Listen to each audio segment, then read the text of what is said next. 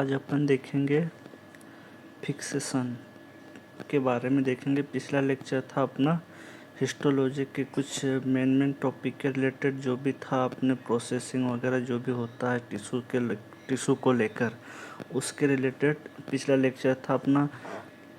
आज अपन कुछ उस लेक्चर में से एक टॉपिक लिया है अपन ने, फिक्सेशन। दोस्तों, फिक्सेशन क्या होता है? फिक्सेशन में अपन जो भी प्रोसेस होती है, उसके अंदर जो भी कंटामिनेट होता है, उसके बारे में अपन जानकारी प्राप्त करते हैं। दोस्तों, जैसे फिक्सेशन होता है, ऊतकों की सामान्य रचना को कायम करने एवं उन्हें कठोर बनाने हेतु उन्हें किसी फिक्सेटिव में डुबोकर स्थिर यानी फिक्स कर लिया जाता है। दोस्तों, इसका ये कह रहा है कि फिक्सेशन जो है, फिक्सेशन एजेंट जो रहता है उसमें डुबो कर रखते हैं तो उसको फिक्स कर लेता है। जो भी अपन वो टिश्यू अपन फिक्सेशन के लिए रखते हैं। ऊतकों का फिक्सेशन न करने से वे सड़ने लगते हैं। दोस्तों, जब अगर फिक्सेशन नहीं करेंगे तो टिश्यू सड़ने लग जाएगा और अपघटित होने लग जाएगा, तो इसलिए अपन फिक्सेशन करते हैं। और उनकी सामान्य रचना विकृत हो जाती है, यानी कि अपघटित हो जाती है। साथ ही पर एग्जामिनेशन के लिए ऐसे ऊतकों की विश्वसनीयता समाप्त हो जाती है, यानी कि फिर इसका अपन एग्जामिनेशन नहीं कर सकते हैं। उन्हें शरीर से अलग हो जाने के तुरंत बाद फिक्स करने की आवश्यकता होती है। दोस्तों, ऊतकों को किसी फिक्सेटिव एजेंट में डुबाकर तुरंत ही मृतक हो जाते हैं। उनकी सामान्य रचना वैसी की वैसी ही कायम बनी रहती है और वो कठोर हो जाते हैं, इसलिए हम इसको फिक्सेशन करते हैं। अब जैसे अपन फिक्सेटिव की प्रक्रिया दो प्रकार की होती हैं। दोस्तों, फिक्सेशन अपन दो तरह के मतलब दो जगहों पे होती है ना। फर्स्ट होती है अपना पहले होते हैं ऑपरेशन कक्ष में, यानी कि ऑपरेशन थिएटर में की जाती है, जहाँ पर संपूर्ण एग्जामिनेशन ऊतक अंग का फिक्सेशन किया जाता है। दोस्तों, जहाँ से ऑपरेशन होता है उस ऑपरेशन रूम में से अपन को फिक्स करके सैंपल देते हैं। दोस्तों, अब उसके बाद सेकंड अपन फिक्सेटिव करते हैं अपना हिस्टोपैथोलॉजी में। तो प्रयोगशाला में भेजे गए ऊतकों को काटकर बनाए गए छोटे छोटे टुकड़ों या ब्लॉक में किया जाता है। दोस्तों, जो पैथोलॉजिस्ट होते हैं वह उस टिश्यू को छोटे छोटे टुकड़ों में काट के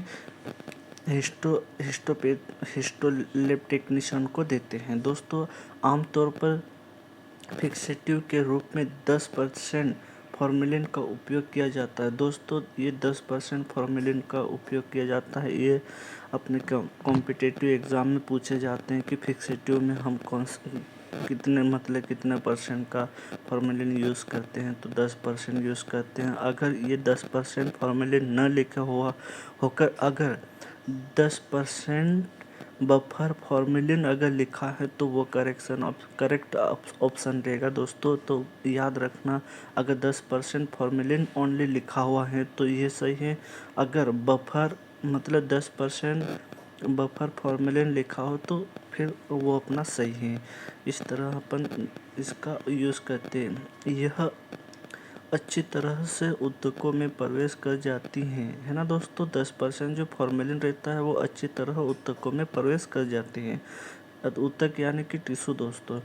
साथ ही लगभग सभी स्टेनिंग प्रक्रियाओं में बाधा नहीं पैदा करती हैं, यानी कि प्रॉपर तरीके से स्टेनिंग वगैरह सब कुछ हो जाता है और पैथोलॉजिस्ट को रिपोर्टिंग करने में कोई दिक्कत नहीं आती है ना दोस्तों। अब अगला टॉपिक देखते हैं, फॉर्मेल्डिहाइड घोल, यानी कि 40% को 100% मानकर इसका 10% फॉर्मेलिन घोल बनाया जाता है। इससे प्रोटीन अवक्षेपण नहीं होता है, प्रोटीन का चेंजेस नहीं होता है। दोस्तों, यह वसा यानी कि लिपिड को न रक्षित करती हैं। ये लिपिड को परिरक्षित नहीं करती, केवल प्रोटीन को परिरक्षित करती हैं। दोस्तों ये प्रोटीन को ही परिरक्षित करती हैं ना दोस्तों, जिससे ग्लाइकोजन इसके बीच फंस जाता है और आसानी से धुलकर निकल नहीं पाता है ना दोस्तों। अब अगला अपन देखते हैं इसमें किस तरह का ये फॉर्मेलिन बनाते हैं, वो अपन एक बार देख लेते हैं।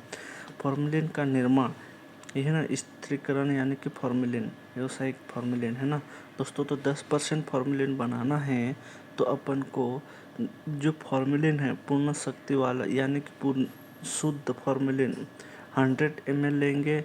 नल का पानी यानी कि डिस्टिल वाटर या नल का पानी 90 ml लेंगे तो अपना ये 1000 ml हो जाएगा, यानी कि 1 लीटर आ जाएगा। तो ये अपना एक 10% फॉर्मेलिन बन चुका है दोस्तों। अब अगला देखते हैं फॉर्मेलिन pH 7.0 होता है दोस्तों। फॉर्मेलिन 40 फॉर्मेलिन ये 100 लेते हैं जो अपना ये वाला था, नल का पानी 90 ml लेते हैं तो ये अपना 10% क्या बन गया, फॉर्मेलिन बन गया दोस्तों। इस तरह बनाते हैं। अगर अपन को 10% है, अगर इसको 20% बनाना 20% बनाना है तो अपन क्या करेंगे 200 ml ये फॉर्मेलिन लेंगे अपन और 800 ml 800 है ना दोस्तों, 200 और 800 ml, जिससे कि आप लोगों को बता दूं मैं, जिससे ये 200 ml अपन क्या लिया दोस्तों, 200 ml प्लस क्या लेते हैं डिस्टिल वाटर कितना लेते हैं 800 ml लेते हैं दोस्तों। तब जाके अपने ये कितना हो गया 1000 पूरा कंप्लीट हो गया। तो अपने इस तरह का सॉल्यूशन बनता है दोस्तों, है ना, समझ गए।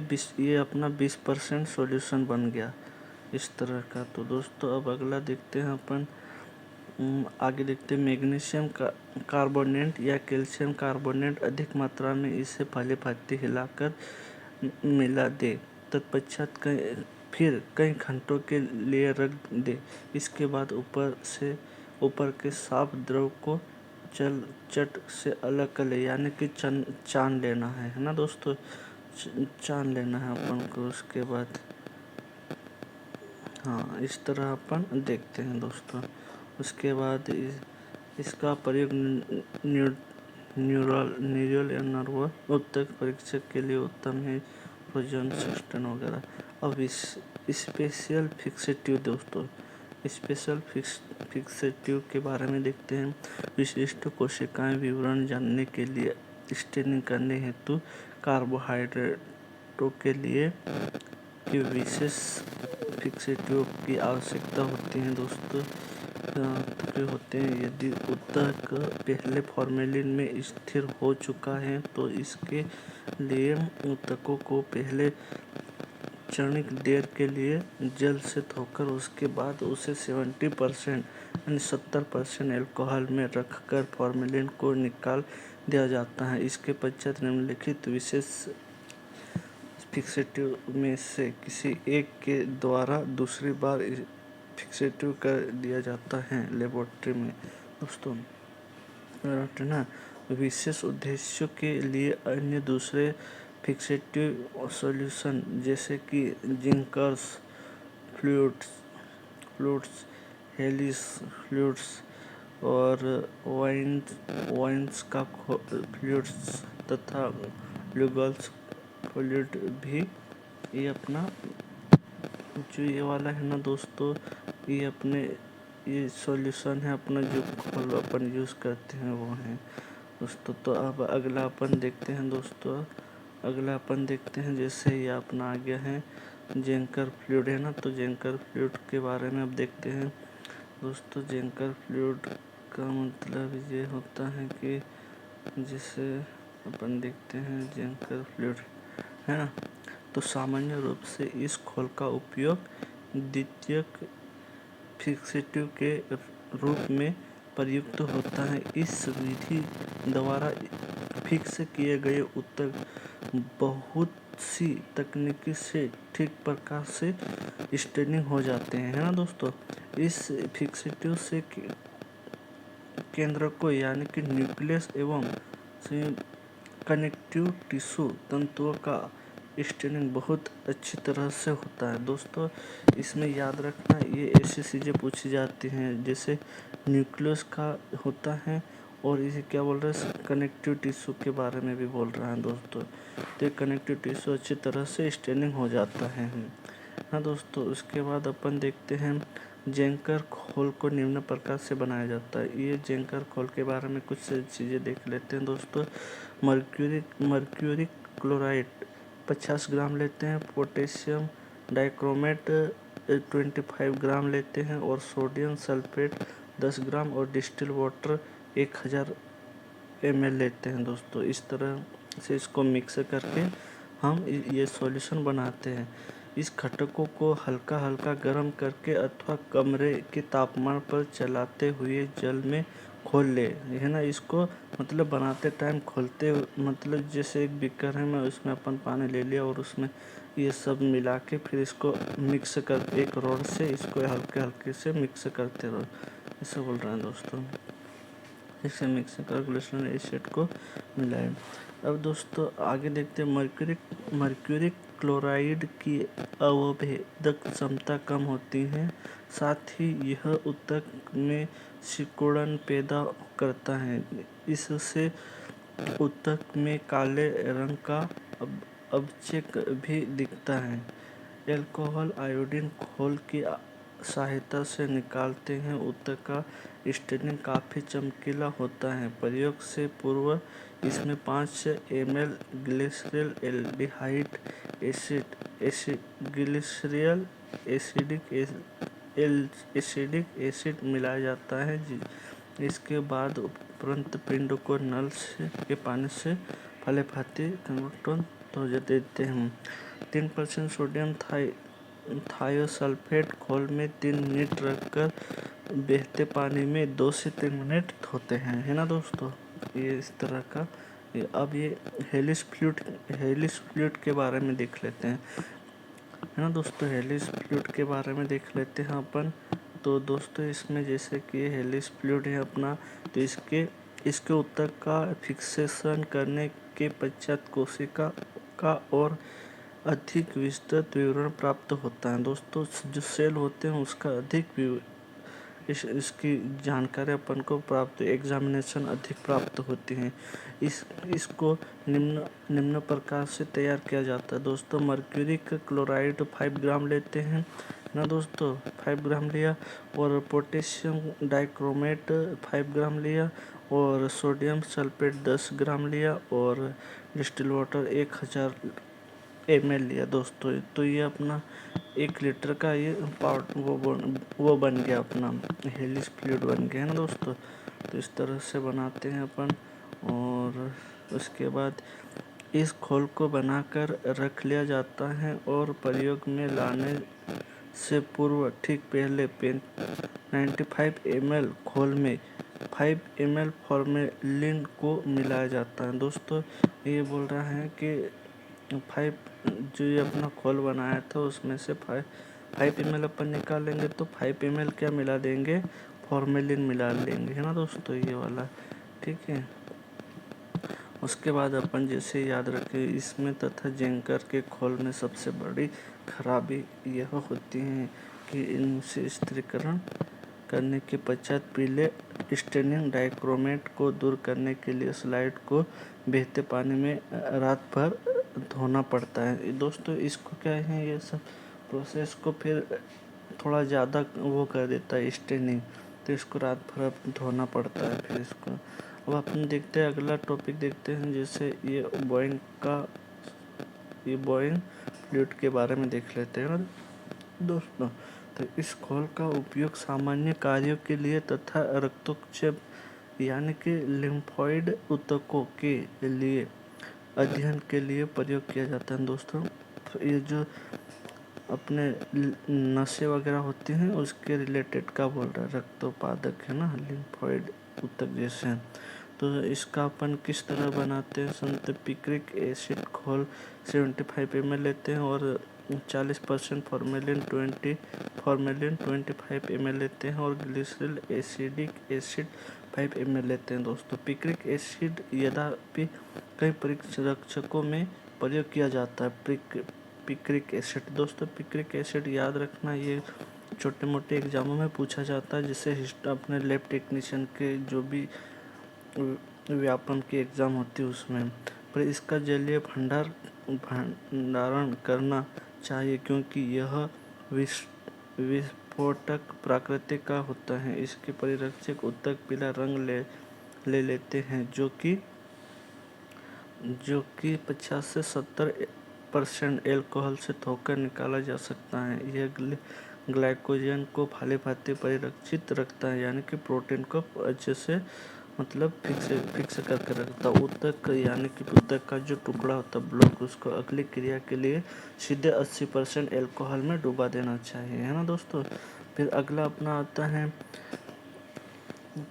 कार्नोइ फ्लूइड। दोस्तों कार्नोइ फ्लूइड यह एक तुरंत कार्य करने वाले फिक्सेटिव है। ये तुरंत कार्य करने वाले ये तुरंत यानी कि दोस्तों इसको हिस्टोपैथोलॉजी में तुरंत किसी को जैसे कोई ऑपरेशन करो तो उसको तुरंत रिपोर्ट चाहिए होती है, तो इसके लिए ये वाला खोल यूज़ किया जाता है।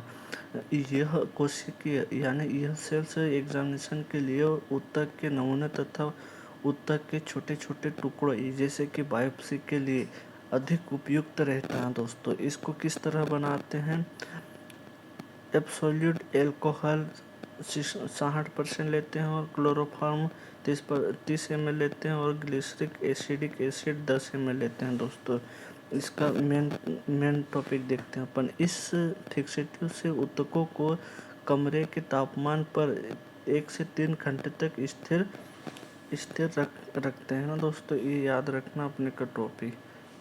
1 से 3 घंटे तक इसको फिक्सेटिव के लिए रखते हैं। और फिक्सेशन के पश्चात उत्तकों को स्टेन से पूर्व धोना नहीं पड़ता है।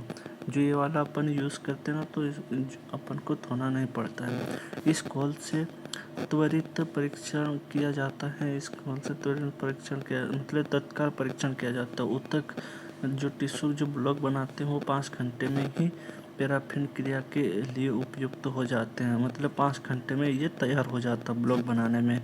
और जो अपन जो मशीन द्वारा उपयोग में लेते हैं उसमें 12 घंटे लगते हैं। एसिडिक एसिड के कारण कोशिकाएं फूल जाती हैं। एसिडिक एसिड के कारण कोशिकाएं फूल जाती हैं दोस्तों, याद रखना।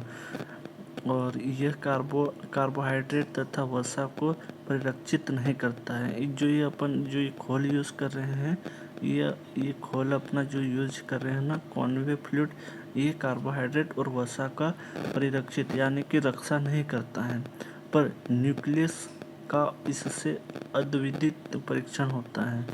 न्यूक्लियस का होता है ना नोट दोस्तों इस तरह का। अब ल्यूगल्स सॉल्यूशन अपन देख लेते हैं। ल्यूगल्स सॉल्यूशन मतलब ये कैसे बनाते हैं, तो तकों को फिक्सेशन के लिए ल्यूगल्स सॉल्यूशन का उपयोग किया जाता है। इसमें निम्न प्रकार से बनाया जाता है। पोटेशियम आयोडीन 2 ग्राम लेते हैं और आयोडीन 1 ग्राम लेते हैं और डिस्टिल वाटर 100 ml लेते हैं। दोस्तों इस तरह से अपन बनाते हैं। तो आज का टॉपिक यहीं से ख़त्म करते हैं। फिर अगला टॉपिक अपन देखेंगे अब ऑटोमेटिक जो जैसे टिश्यू को प्रोसेसिंग करता है ना दोस्तों, उसके बारे में देखेंगे। जो मशीन में ऑटोमेटिक फिक्सेटिव होता रहता है 12 घंटे में वो रेडी हो जाता है। दोस्तों अगला टॉपिक अपन इसके रिलेटेड देखेंगे। तो आप लोगों को अगर समझ में आया हो तो दोस्तों लाइक कर देना और यूट्यूब चैनल को सब्सक्राइब कर देना दोस्तों। और अपना देखा जाए तो पिछला लेक्चर भी आप देख सकते हैं। हिस्टोपैथोलॉजी के रिलेटेड जो भी प्रोसेस होते हैं उसके रिलेटेड अपन ने वीडियो बनाया था, तो वो भी जाके देख लीजिएगा। तो जो पिछला अपन देख लेंगे तो उसमें अच्छा रहेगा, उस अच्छे मतलब अपन को समझ में आ जाएगा दोस्तों। और अगर दोस्तों नोट्स तो मैं अभी बनाते हुए जा रहा हूँ, पर अभी अपलोड नहीं कर पा रहा हूँ मैं, तो कर देंगे बहुत जल्दी, फास्ट में है। तो दोस्तों अपने चैनल का नाम है DMLT द फास्ट स्टडी, है ना दोस्तों। तो चलो बाय बाय दोस्तों।